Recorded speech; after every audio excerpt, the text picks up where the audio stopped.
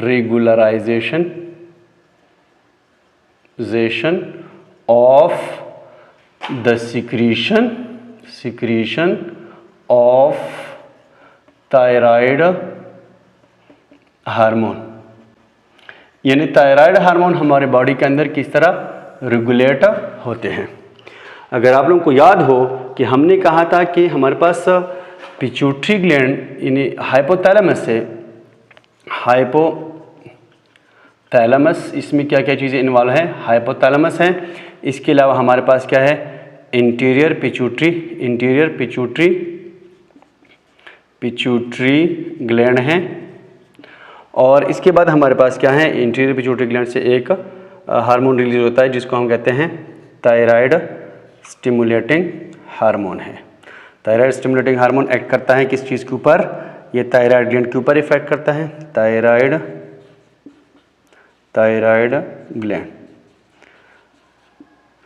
और thyroid gland क्या करता है फिर हमारे पास रिलीज करता है T3 और T4।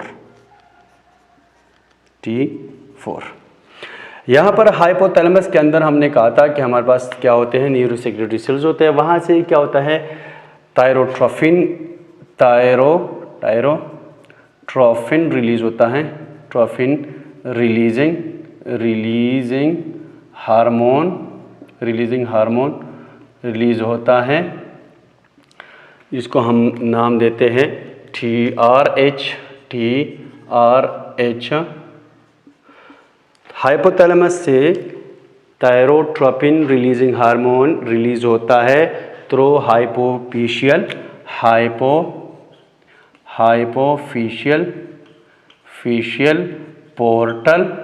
पोर्टल सिस्टम के ज़रिए।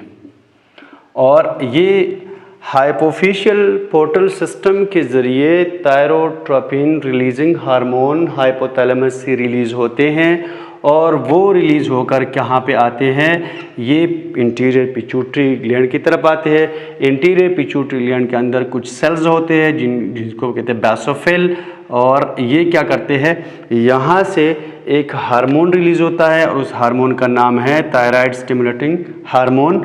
और ये थायराइड स्टिमुलेटिंग हार्मोन एक्ट करता है थायराइड ग्लैंड के ऊपर, और थायराइड ग्लैंड क्या करता है रिलीज़ करता है T3 और T4। जब यहाँ से ये TRH रिलीज़ होता है हाइपोथैलेमस से, तो TRH एक्ट करता है इंटीरियर पिट्यूटरी ग्लैंड के ऊपर, वहाँ पर कुछ सेल्स होते हैं इनको स्टिमुलेट करते हैं, और वो क्या करते हैं रिलीज़ करते हैं थायराइड स्टिमुलेटिंग हार्मोन को।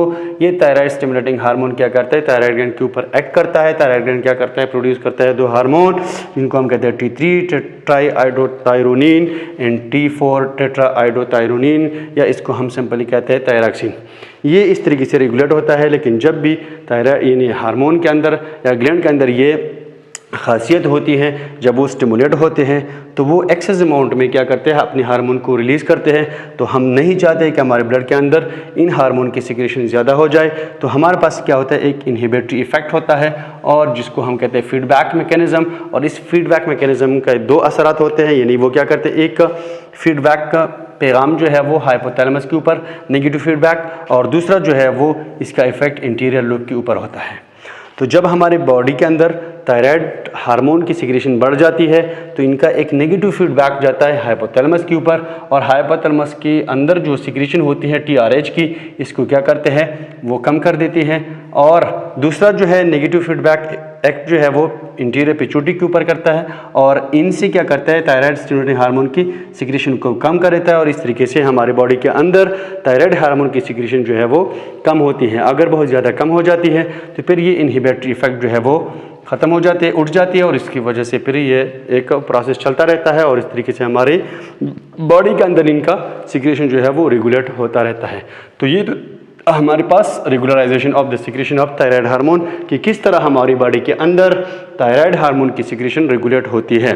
जब बढ़ जाती है तो एक नेगेटिव इफेक्ट काज होता है और इसकी सिक्रेशन को कम कर देता है, अगर कम हो जाती है तो फिर क्या करते हैं इनको एक रेगुलेटरी इफेक्ट काज होती है, जिसकी वजह से इसकी जो सिक्रेशन होती है हमारे बॉडी के अंदर नॉर्मल रहती है।